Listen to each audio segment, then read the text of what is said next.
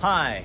Sadly, as many of you know, the devastating fires that affected the residents on the island of Maui is now the deadliest natural disaster in state's history, with the death toll reaching 100 and still hundreds missing. I want to take this moment to send my condolences to everyone that has lost loved ones. Also, I would like to thank the viewers that reached out to me concerned about my situation here. So I'm fortunate to say that the island of Hawaii was not affected by these fires, and I'm doing well. In episode 4, I mentioned that I'm still learning how to be one with my Babolat Evolution Tour stringing machine. In this episode, I'll share some of my observations and show you 3 new stringing techniques that I developed in my experience so far. All right, let's go inside. Here's something I learned about this machine. Earlier I mentioned that there's a digital string measure located right below the color screen, which I'll demonstrate right after this. I'm going to show you something though that I did that I incorporated on my previous machine.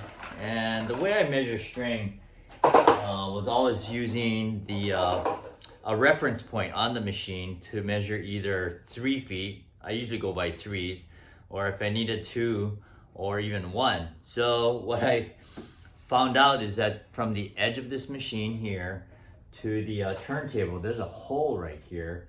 That's exactly 3 feet. So I would typically go 3, 6, 9 until I reach whatever length I need. But if I needed a 2-foot length, then from the edge to this other hole on the turntable is actually 2 feet. So I can go 2 feet there. And if I really need to get a foot of measurement, I mean, I can pretty much eyeball it, but I can go from these 2 holes right here. So I'm doing the crosses here. I have a reel of string and I want to get 17 feet. Yeah, it has 18 crosses, so 17 feet should do it. So I'm gonna go ahead and test my measuring against the digital string measure. So I thought that would be interesting to see. So I need 17 feet, so I'm gonna go 3, 6, 9, 12, 15, and then 17 right there. All right, so we're gonna put this in the string measure. And what I'll do is I'll go ahead and flip the screen so you can actually see it. I have to go here and all right there. All right, so you should be able to see that. So I'm gonna stick it in the hole, and there's some kind of roller I think in there that's measuring the string. All right, so I got it sticking out of the hole right now. So it's showing, oh, it's not showing anything, sorry. Okay, so let's redo that. All right, so yeah, I activated the string measure.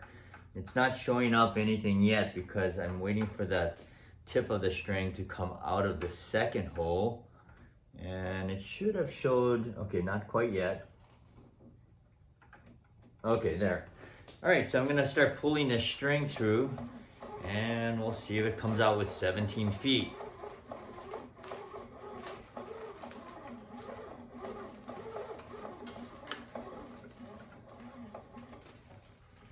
All right there. Well, 16.73, close. So usually with my measurements, even if it's a little bit short, I'm still gonna have enough string to complete whatever, if I'm doing the mains or crosses. So I'm gonna continue measuring it this way. It's just what I'm used to, and to me it's faster than sending the string through the string measure. But if I ever needed something really exact, I would I would go to the string measure. All right, so one of the observations I made is that there's drawback and recovery, and you take a look at this video and you'll be able to see, and I'll explain it. Here's the string clamp position after tensioning and clamping, and you'll see some drawback here after releasing the tension, which left about 1/8 of an inch or about 3 millimeters. Then when I tension the next string, a lot of it will recover, but it did leave about 1 millimeter or 1/32 of an inch. All right, so here's what I did when I noticed a drawback in recovery on this machine. I reached out to Josh at Babolat, and here's what he had to say. I understand why it may seem like a concern, but it doesn't seem to affect the overall consistency of the finished product. I strung 393 rackets on one of these machines at Wimbledon this year. We had to take DT readings on each racket, and almost all the rackets I did for the same player came out the same, with there only being some that were off by 1 point, which is within the plus or minus of an ERT. I think the benefits of this machine outweigh the potential downsides of this issue, and it is a very reliable and consistent machine in my opinion. Now here's another thing that happened. Coincidentally, Ashley Neves, the tennis mentor on YouTube, did a video this week, and he interviewed Paul Skipp about stringing at Wimbledon this year. And if you don't know who Paul Skipp is, he's a veteran stringer. In fact, he was the head stringer at Wimbledon. And why am I mentioning this video? Well, I knew that they were using the Babolat Evolution stringing machine, so I reached out to him and asked if he could provide any comments about the machine, and here's what he said. So he did confirm that the Babolat Evolution stringing machine was used at Wimbledon, and there were a few Evolution Tours as well. I prefer the Tour as it has a nice color screen, and some of the functions are easier and quicker to access. The turntable and tension head are the same on both machines. Oh, did I mention that he was stringing for Carlos Alcaraz? And of course, you know who he is. So I wanted to give a quick shout out to the tennis mentor for posting that video interview. And Paul, if you're watching this, thanks again for replying to my question. I also have been communicating with a colleague of mine, a stringer in Vancouver, Canada. His name is Nick Lee. And I found out that he recently purchased a Babolat Evolution stringing machine. So when I asked for his comments, I thought his feedback was interesting because he had prior experience with the Racquet Station, which was the prior model before the release of the Evolution. So here's what he had to say. Babolat took all the issues with the Racquet Station and improved them. They really made an error with the Racquet Station. It was supposedly a machine released around 2013 to 15. It appears they went back to Babtech, who designed and produced most of their machines. And I really love my Babolat Evolution stringing machine. Alright, so as I'm weaving my crosses, I did want to point out a couple of things I noticed about this machine. And in episode 4, I mentioned how there's no Diablo in front of the traction unit. And it's helpful in this case when I'm stringing like an 03 port racket, because you need that Diablo to take care of the angle when you're having the racket at an angle that way. So without this, you have to put the string into the traction unit, the jaw grippers, tilt the racket to the proper angle, and then pull tension right there. So I'm not sure why there's no Diablo in this machine, but I'm sure there's a good reason, and I'll be curious why that is the case. But until then, it's not a big thing. I mean, it's just something different that I have to get used to. The second thing I noticed, these clamps are has a gravity release feature, and I did notice that it's a little sticky. I think it's just a break-in thing. So as I release the clamp and drop it, oh, that went down easy. But sometimes it gets caught, and I did ask Josh about it. He did mention that his machine doesn't happen very often, but when it does, I'll show you on the next one. You can actually release the clamp from the base, as you know. But I also mentioned in episode 4 that I wish that the base had a slightly bigger opening. Well, I'll go ahead and release the base so that your fingers can fit in there a little bit easier. Right now, you have to kind of slide your fingernails in there to open it up and to release that base. So again, it's a small feature that I think that would be nice to have, but I just have to get used to stringing on this machine. All right, so what I have here is a one-piece stringing that I'll be demonstrating.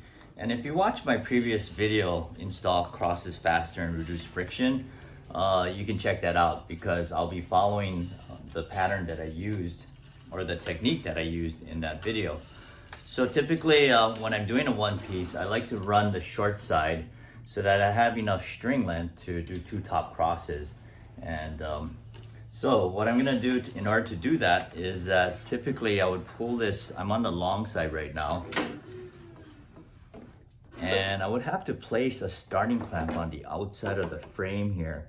And the reason for that is that I have to free up this clamp so that I can clamp one of the crosses, and you'll see that in this demonstration. So I got the 8th cross coming up on the short side.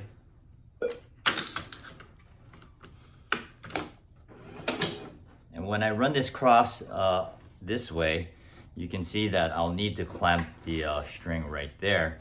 And then when I weave it back this way, then I can use this clamp and then tie off. So I'm gonna go ahead and show you what I figured out I could use my 360-degree clamping system to eliminate the starting clamp. All right, so I removed the starting clamp that was placed on the outside of the frame here. And I'm gonna go ahead and pull tension here. And I'm not using the starting clamp. I'm just gonna bring my clamp over here. And because this clamp, well, you'll see it, I'm gonna go ahead and weave the top cross. Well, this is a second to the top cross, so I'm gonna come back and do the first one later. But when I pull tension on this string, because of the fact that this clamp can move over to the same half of the racket, you can see how this is done really easily in this situation right there. So no need to put the starting clamp out there. So you can probably figure out that what I'm gonna do next is go ahead and tension this string right here, clamp it here, and then I'll just proceed like normal with this last main coming up, and then I'll weave the rest of the crosses down to the bottom. In this example, I'll demonstrate how I'll use the around the world method, and this is a around the world method that I created. But what's more important is the placement of the starting clamp that's going to be on the outside of the frame to hold that last main going down. So I'll go ahead and put my starting clamp right here. Okay, it's on the outside of the frame. And this is mainly because you want to make sure that you can free up this clamp so that when the first cross is weaved, you'll have that clamp free to be able to clamp it down. So I typically would start here, and this is the second from the top, but if you come across here and tension right here. So this is the clamp that was holding the last main, but now you need it free to be able to clamp this string. So I'm gonna show you next what this machine can do without the use of the starting clamp. All right, so I got this last main running down like I did previously. And what I'm gonna go ahead and do is I can clamp it here, no problem. I'm not using the starting clamp this time. Then what I'm gonna do is run again the second cross from the top. And you can probably already guess what I'm gonna do next. So I needed this clamp to be free because it's on the left side of the frame. But now that I'm clamping here, tensioning there, I can bring this clamp all the way over because of the fact that this clamp can be on the same half of the racket. So I'll go ahead and clamp there. Then the rest is pretty straightforward because this is typically what I would do to weave the top cross. So I'll just proceed and tension this last cross up here.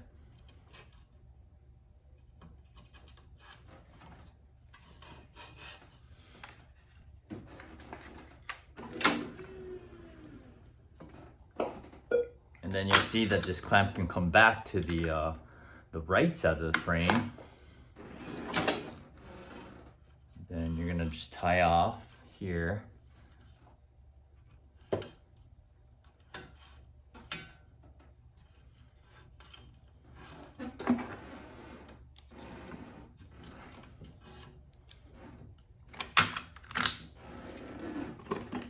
All right, so we're back over here. And because it's clamped here, typically with the starting clamp, if it was here holding the string, I would have to retension the string and then slide this clamp into place. But it's already in place, so what I can do is just go ahead and weave that cross on the bottom and then proceed as I normally would with the around the world technique. All right, so I went ahead and weaved the first 2 crosses like my previous method that I was demonstrating. I have enough string length that'll reach the tension or traction unit. Now what I'm gonna do differently though is I'm gonna bring the string clamp over here to clamp the string on the same side that normally I would use the starting clamp on the outside. So I'm just gonna go ahead and hold this in place. Now I need to make sure that the base is on this side though, and versus on this side. So I'm gonna turn it back around, make sure, because it's gonna have to stay out of the way of the clamp. Yeah, and you'll find out. All right, so I'm gonna go ahead and clamp it here, get this right here. So I'm not gonna tension this first string. In fact, I'm gonna tension 2 strings at once. I'm not gonna be concerned about that because in the end, I'll come back to retension that first cross. So I'm gonna go ahead and tension here. Now, typically a clamp that's on this side, well, I'm sorry, if there's a clamp on this side, the other clamp is gonna be on the opposite side, but with this 360 degree clamping system, you can bring this clamp right over. So this is how you're gonna clamp this first string. It is a little bit close, so I'm gonna just make sure that, yeah, it's right there. And you can clamp that string. So again, I need to weave at least 3 crosses so I can get the clamps in position so I can eventually retension that first cross. So I'm gonna go ahead and weave here. I'm gonna go ahead and do the one head, so I'm gonna weave another one before I tension that 3rd cross. Just typically what I would do anyway. So I'm just gonna pull all of this and just leave it like that for now. So I'm gonna go ahead and tension now the 3rd string. And I can bring this clamp all the way back over to the other side and clamp that. So now that this side is free, I'm gonna go ahead and tension this string at using the knot function. So it's pulling tension there, but it's a constant pull, so it's now pulling out the tension needed for that string to be at. So I'll go ahead and clamp here, and then I would proceed to tie off there. So that's an alternate method of starting the crosses. I'm gonna continue using this method. I think it's, I mean, it eliminates the use of the starting clamp, so, you know, it's one less step. So yeah, we'll see how it goes. And if you have this machine, you can try it out for yourself. All right, so as I'm finishing up the last couple of crosses, I did want to share this unique feature about this machine. So listen to this.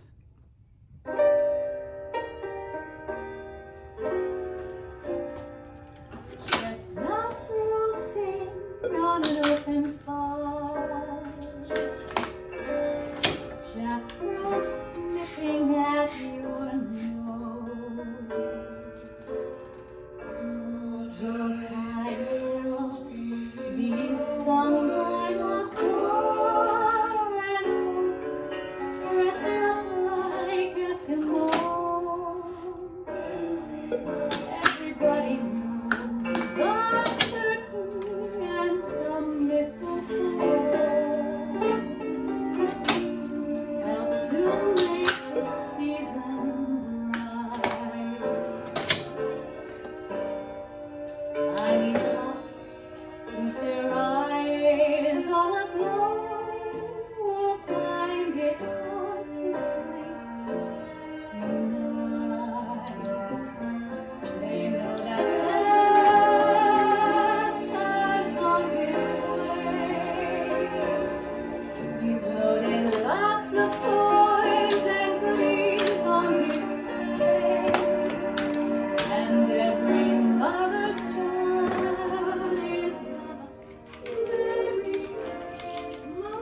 yes, the stringing machine does play music. That's my wife Heather singing, but you have to upload your own music.